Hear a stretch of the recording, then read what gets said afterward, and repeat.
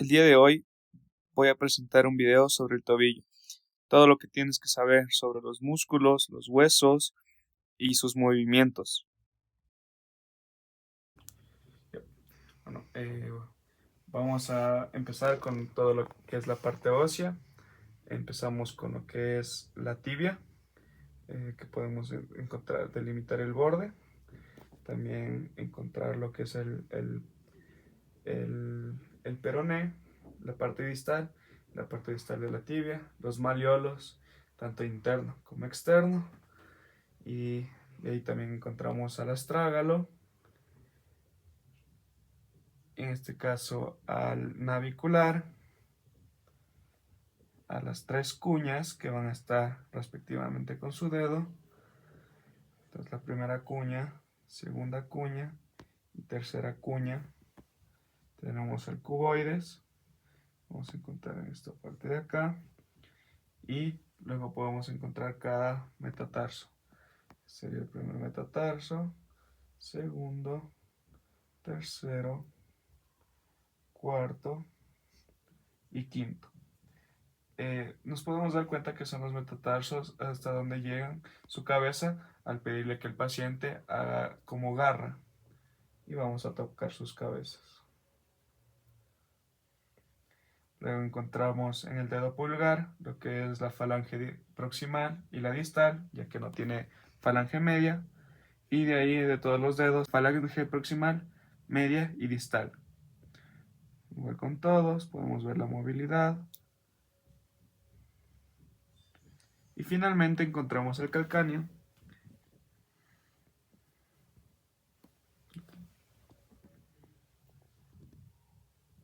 Algo importante de mencionar es que el pie se divide en tres partes.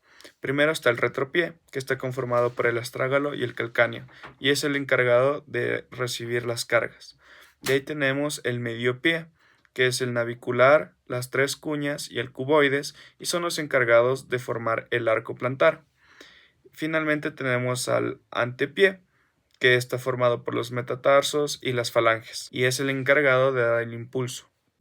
Bueno, de aquí encontramos a la parte muscular. Tenemos al tibial anterior, que se origina en el cóndilo lateral de la tibia y baja hasta la base del primer metatarsiano. Tenemos al extensor de los dedos en parte lateral de la tibia y del peroné, y baja hasta la punta de los dedos, hasta la última falange, la distal de los cuatro dedos. De ahí tenemos el peroneo largo, que se origina en el peroné y baja hasta la base del quinto metatarsiano. Y el peroneo corto, que igual se origina desde el peroné, pero en una parte más media, y se inserta en la parte más anterior de la quinta metatarsiana. De ahí tenemos el sóleo, que está detrás de los gastrocnemios y se inserta en el tendón común. Y finalmente tenemos a los gastrocnemios, que son biarticulares y se originan desde el cóndilo femoral hasta llegar al tendón de Aquiles, que se conecta en el calcáneo. En la parte posterior de la pierna también encontramos el plantar. Seguimos por la parte posterior. Encontramos el plantar, que igual se va a conectar en el calcáneo. Por debajo del sóleo encontramos el popliteo, que va de la parte anterior del fémur hacia la parte posterior de la tibia. Encontramos al tibial posterior, encontramos al flexor de los dedos, al flexor largo de los dedos, al flexor largo del primer dedo,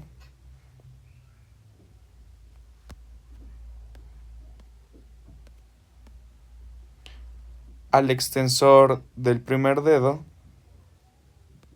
y ya de manera más en el pie encontramos al extensor corto del dedo gordo,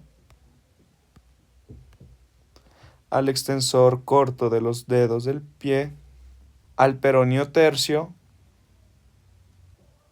al abductor del dedo meñique o del quinto dedo, al abductor del primer dedo, al flexor corto de los dedos, al quadratus plantar,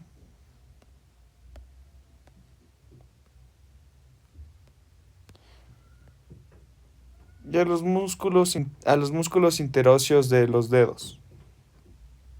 Ahora vamos a ver los movimientos que existen en la articulación del pie.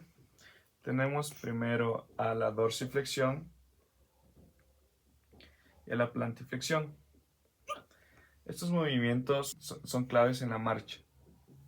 Y de ahí tenemos a la inversión y eversión, que se podría decir que son los movimientos de supinación y pronación del pie. También se podría decir que existe la aducción y abducción del pie.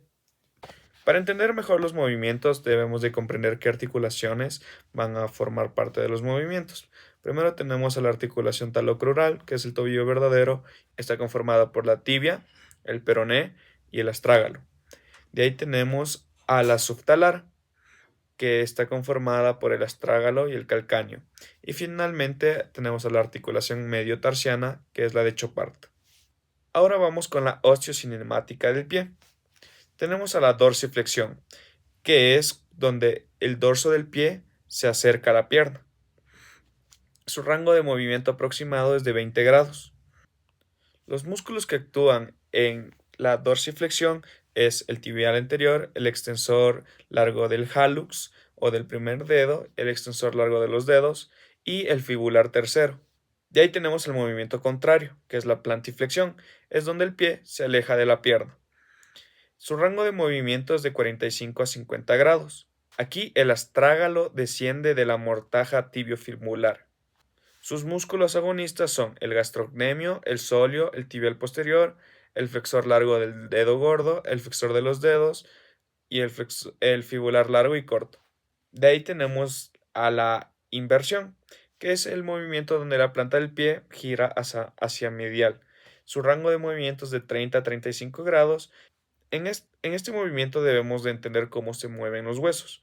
El calcáneo gira medialmente, el astrágalo rota sobre el calcáneo y el medio pie acompaña el movimiento. Los músculos agonistas encargados de este movimiento son el tibial posterior, que es el principal, el tibial anterior, el flexor largo del hallux y el flexor largo de los dedos. De ahí tenemos a la eversión, que es en el movimiento donde la planta del pie gira hacia el lateral. Su rango de movimiento es de 15 a 20 grados y también es importante entender cómo se mueven los huesos. El calcáneo rota hacia lateral y el astrágalo acompaña el movimiento. Los músculos encargados de este movimiento son el peroneo largo, el peroneo corto y el peroneo tercero o el fibular tercero. De ahí tenemos a la artroquinemática del pie. En dorsiflexión, el astrágalo rueda hacia anterior y desliza hacia posterior. Y esto se ocurre porque la tróclea astragalina es convexa y la mortaja tibio-peronea es cóncava.